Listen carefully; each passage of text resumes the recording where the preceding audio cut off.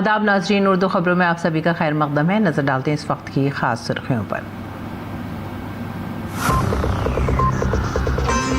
बिहार में महागठबंधन की तस्वीर अब भी गैर वाज़ेह। पटना में मुश्तरका प्रेस कॉन्फ्रेंस के बाद सूरत हाल आज हो जाएगी वाज़ेह। एनडीए ने अपनी इंतखाबी मुहिम में पैदा कर दी शिद्दत।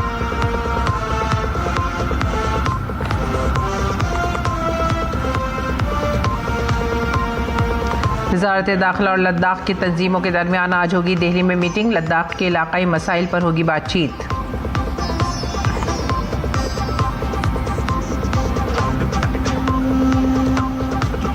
छठ पूजा त्यौहार बंदोबस्त के लिए 12 लाख मुलाजमीन रेलवे मुलाजमीन खिदमात में जुटे। छठ त्यौहार के लिए 7,800 इजाफी ट्रेनें दौड़ रही हैं पटरियों पर।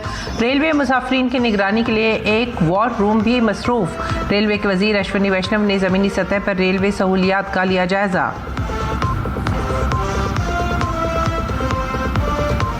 अमेरिका के व्हाइट हाउस में दिवाली के चिराग किए गए रोशन। अमेरिकी सदर डोनाल्ड ट्रंप ने भारत के लोगों के लिए अपनी नेक ख्वाहिशात का किया इजहार।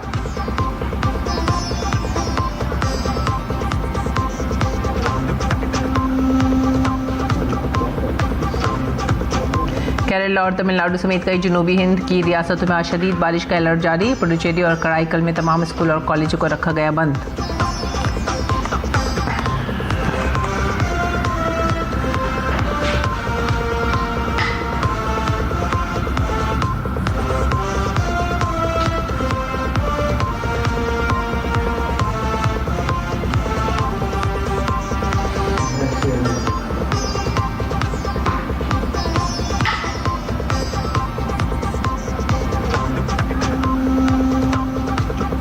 केरल और तमिलनाडु में आज शदीद बारिश का अलर्ट जारी।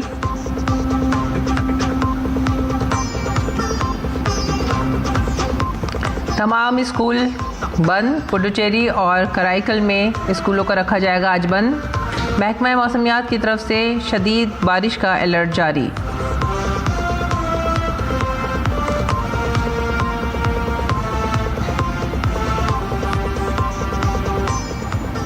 खबरें अब तफसील से।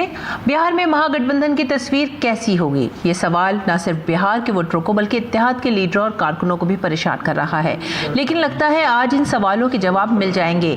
दरअसल आज पटना में महागठबंधन के लीडरों की मुश्तरका प्रेस कॉन्फ्रेंस होगी। इससे पहले कल कांग्रेस लीडर अशोक गहलोत ने कहा था कि कुछ सीटों पर दोस्ताना लड़ाई हो सकती है, लेकिन प्रेस कॉन्फ्रेंस के बाद कन्फ्यूजन दूर हो जाएगा और महागठबंधन पूरी ताकत के साथ इंतखाबात में उतरेगा।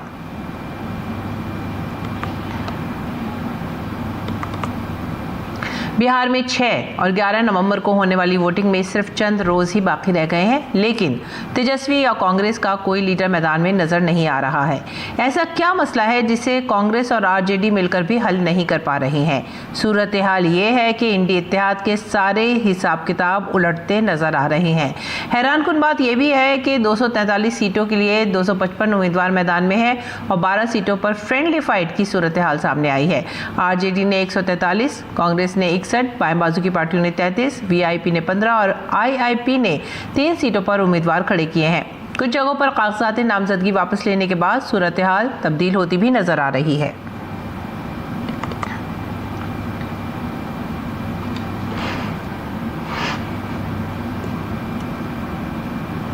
इस बीच बिहार असेंबली इंतखाबात के लिए पर्चा नामजदगी का अमल मुकम्मल होने के साथ ही इंतखाबी मुहिम तेज हो गई है।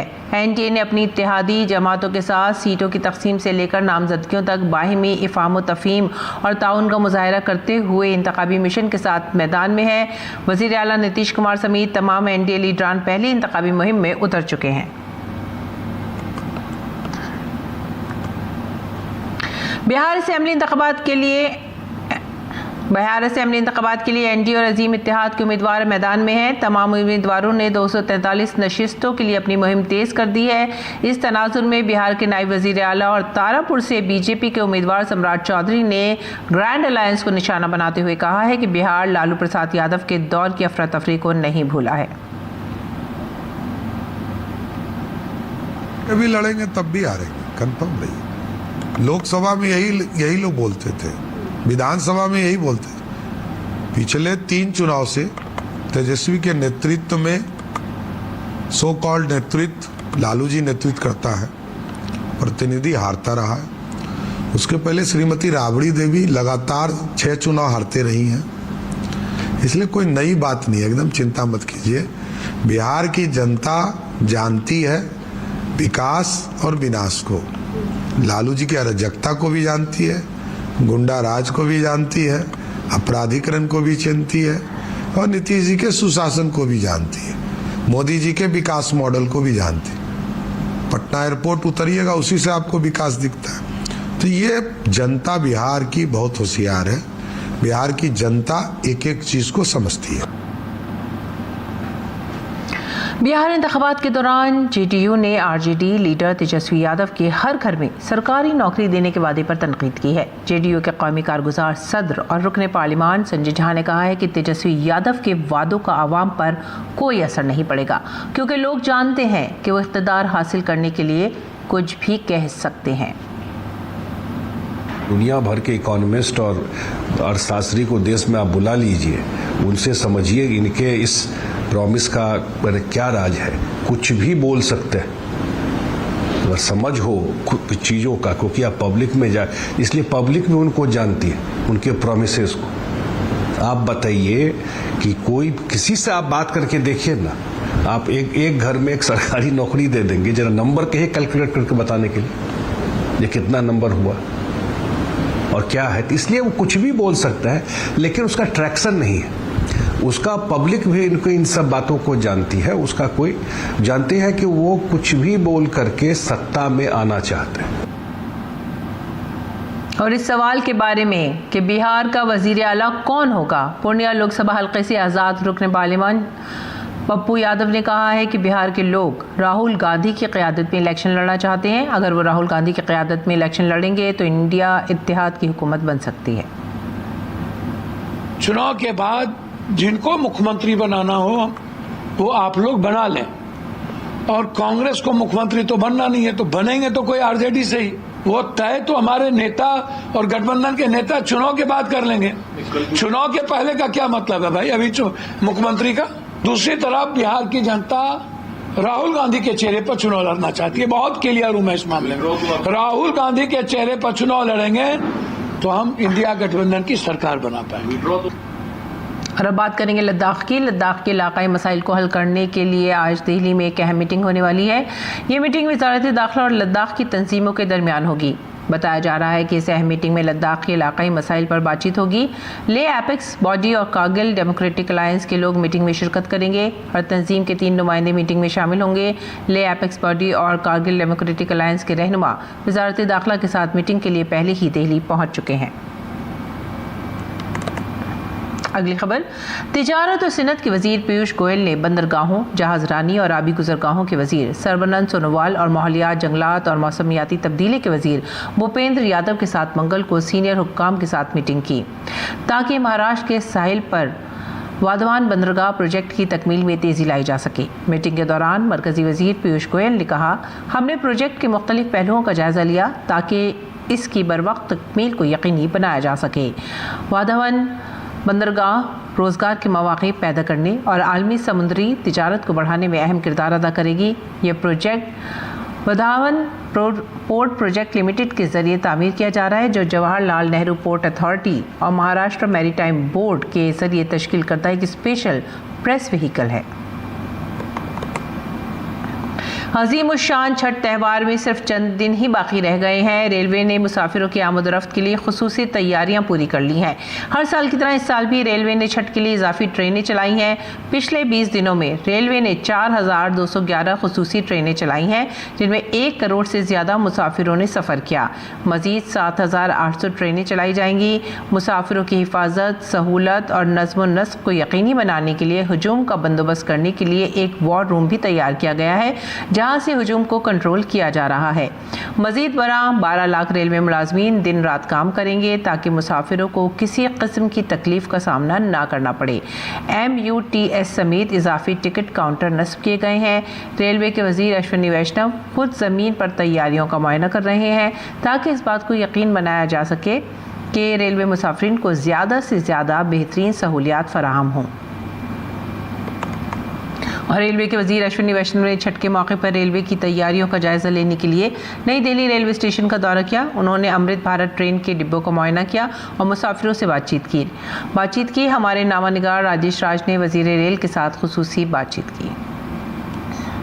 सामान्य बोगियों में चलने वाले मुसाफिरों के लिए सीट की दिक्कत बहुत ज़्यादा होती थी, लेकिन अमृत भारत एक्सप्रेस ट्रेन ने उन सामान्य मुसाफिरों के लिए एक उम्मीद की किरण जगाई। और उसी अमृत भारत एक्सप्रेस में अभी हम रेल मंत्री अश्विनी वैष्णव के साथ मौजूद हैं, जो मुसाफिरों के साथ रूबरू हो रहे हैं और वो तैयारियों का जायजा लेने के लिए आए हैं। रेल मंत्री जी, जिस तरीके से अमृत भारत ट्रेन ने एक उम्मीद की किरण जगाई, पहले गरीबों के लिए सामान्य बोगियों में धक्के खाने के सिवा कोई उपाय नहीं था, लेकिन अब अमृत भारत की परिकल्पना से आराम से मुसाफिर बैठे हैं और वो सफ़र कर रहे हैं। कितनी तैयारियों से आप संतुष्ट हैं? दीपावली और छठ बहुत बड़े महापर्व हैं, मैसिव मूवमेंट होता है देश भर से और प्रयास पूरे किए गए हैं।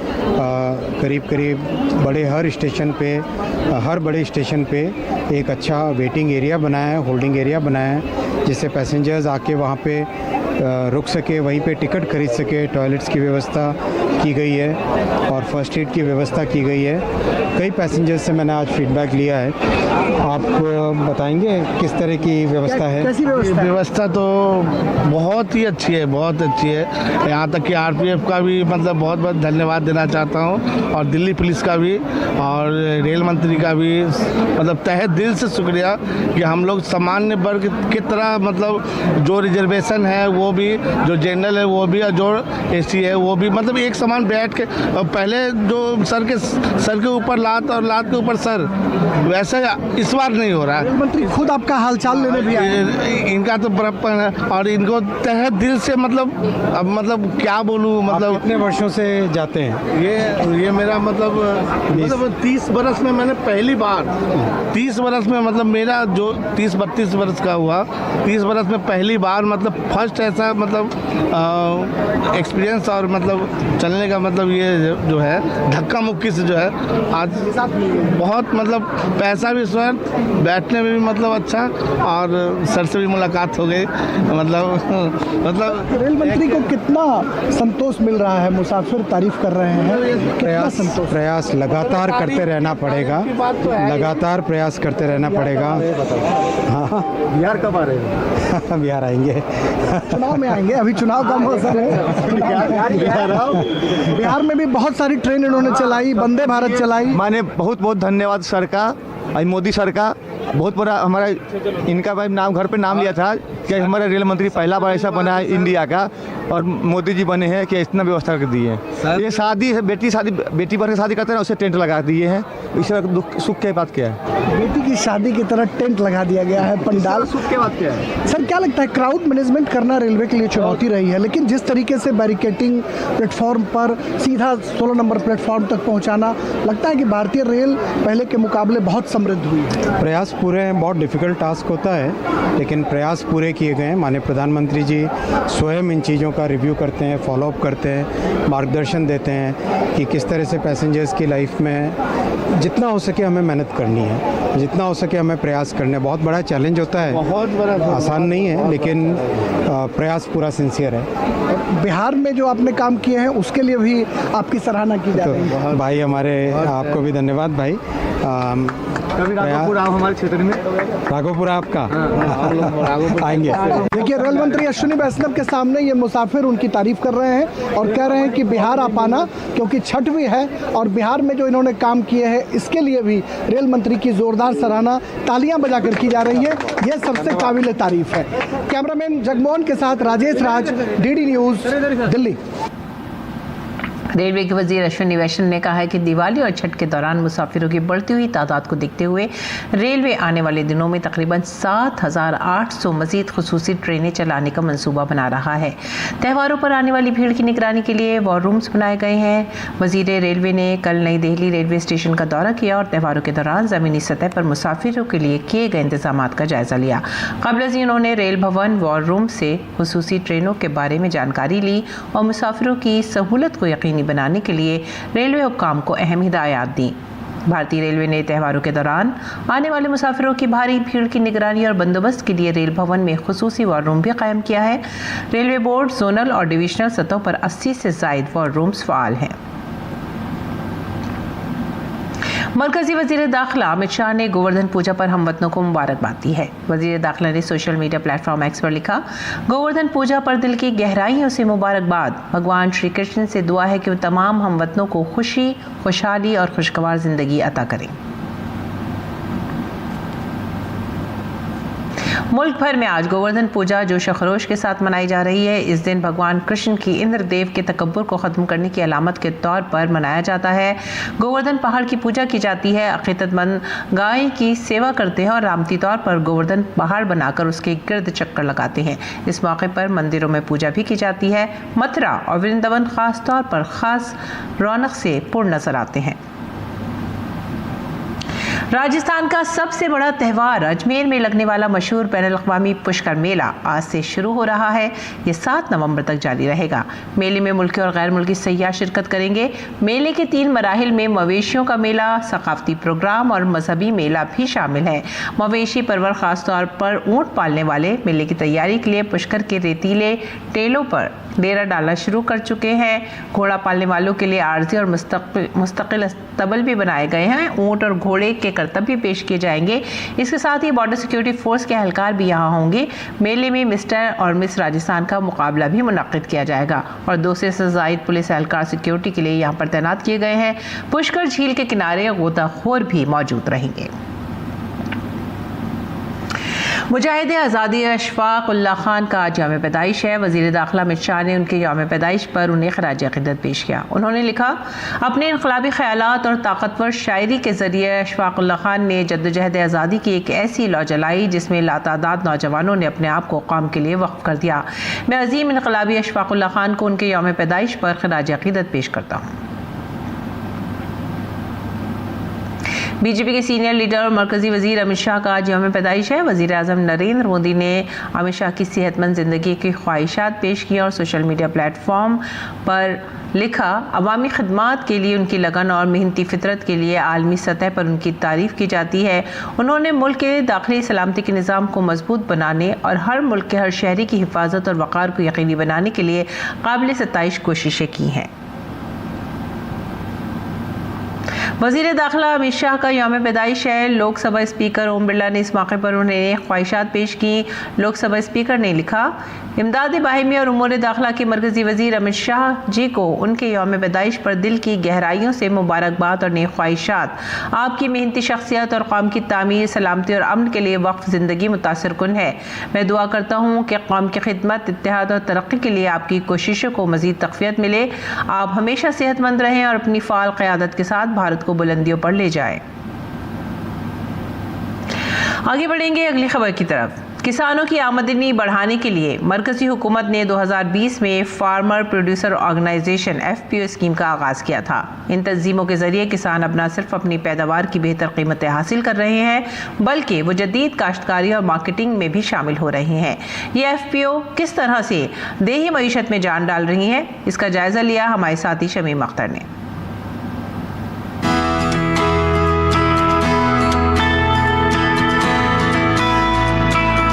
किसी ज़माने में अपनी पैदावार की मुनासिब कीमत न मिलने से परेशान किसान अब मंडी में अपनी शराइत पर मुत्तहिद होकर मज़ाकरात कर रहे हैं। ये मरकजी हुकूमत की FPO स्कीम 10,000 किसान पैदा करने वाली तंजीमों की तश्कील और फ़रोग़ के लिए मरकजी सेक्टर स्कीम से मुमकिन हुआ है। वज़ीर आज़म नरेंद्र मोदी ने इस स्कीम को 29 फरवरी 2020 को खुद इन्हिसार ज़राअत की जानिब एक कदम के तौर पर शुरू किया था। ये स्कीम 2027-28 से अब तक 6,865 करोड़ रुपए के बजट के साथ शुरू की गई थी।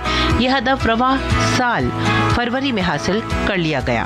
FPO सिर्फ तंजीमें नहीं है, बल्कि किसानों की आमदनी बढ़ाने और छोटे किसानों को मार्केट के अहम फवाइद, सौदेबाजी की ताकत और मार्केट तक रसाई को बेहतर बनाकर उन तक बराह रास्त रसाई फराहम करने का एक जरिया है। मुल्क में तकरीबन 30 लाख किसान FPO से वाबस्ता हैं, जिनमें से तकरीबन 40% खवातीन हैं।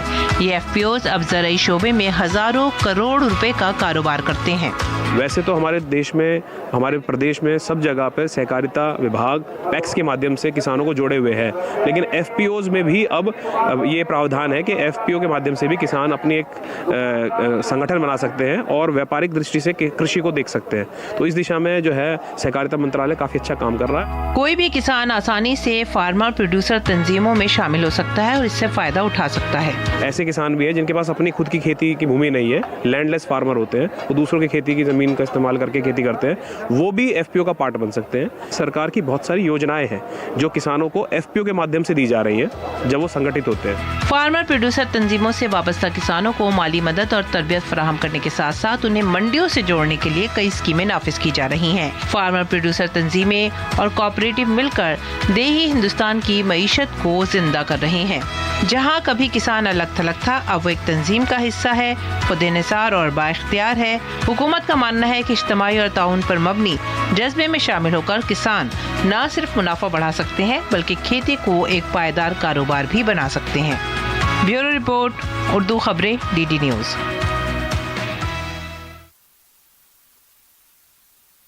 पैमाने पर खरीदारी की है जिससे कारोबार 6 लाख करोड़ रुपए से ज़्यादा हो गया है, जो गुज़िश्ता साल के मुकाबले में 25% से ज़्यादा है।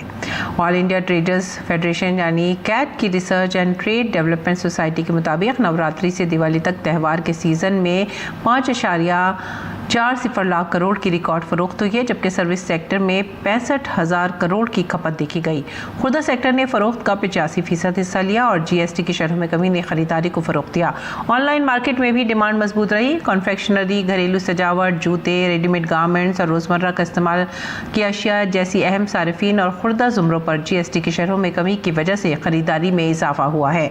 तकरीबन 72% ताजिरों ने बताया कि उनकी फरोख्त में इजाफा बराह रास्त जीएसटी में कमी से मंसूब है। दिवाली की तिजारत ने लॉजिस्टिक, ट्रांसपोर्ट और तहसील जैसे शोबों में 50 लाख आर्जी मुलाजमतें पैदा की हैं। देही और नेम शहरी इलाकों ने कुल फरोख्त में 28% हिस्सा डाला है। कैट ने कहा है कि दिवाली 2025 एक खुद निसार भारत की तरफ एक नया मयार कायम करेगी। और महकमा मौसमियात ने केरल, माहे, तमिलनाडु, पुडुचेरी और कराईकल में आज मूसलाधार बारिश का अलर्ट जारी किया है। पुडुचेरी और कराईकल में आज स्कूल और कॉलेज बंद कर दिए गए हैं। महकमा मौसमियात ने आंध्र प्रदेश, साहिली कर्नाटक और जनूबी अंदरूनी कर्नाटक में भी शदीद बारिश की पेशनगोई की है।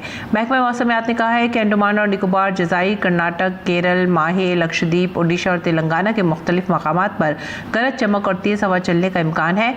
महकमे ने कौमी राजधानी में कम अज़ कम दर्जा हरारत 19 डिग्री सेल्सियस और ज़्यादा से ज़्यादा 33 डिग्री सेल्सियस रहने की पेशनगोई की है। और आइए अब नजर डालते हैं दिल्ली से शाया होने वाले कुछ अखबारात की सुर्खियों पर।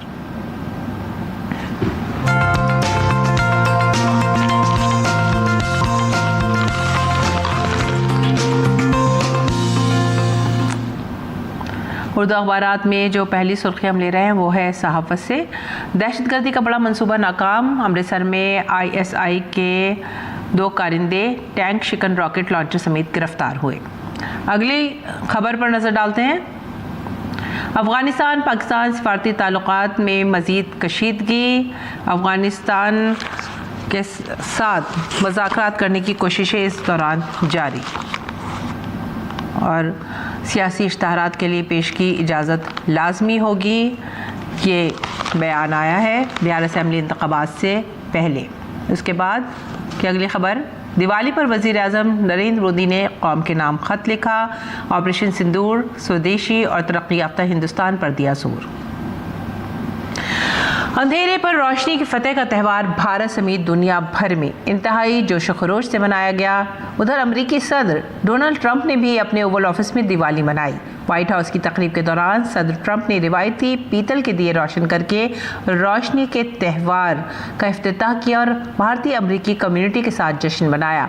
ट्रंप इंतजामिया के कई सीनियर भारत निजाद अमेरिकी अहदेदार भी इस तकरीब में मौजूद रहे। और अब पेश है मौसम का हाल।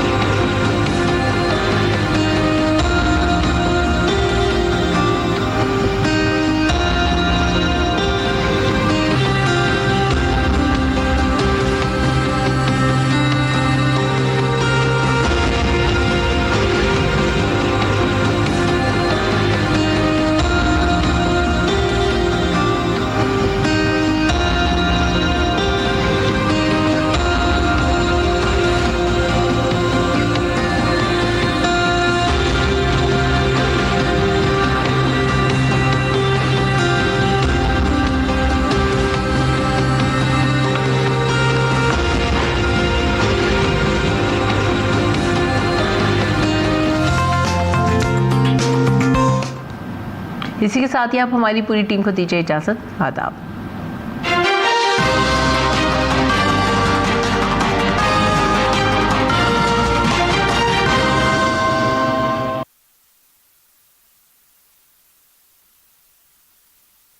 मन की बात है जन जन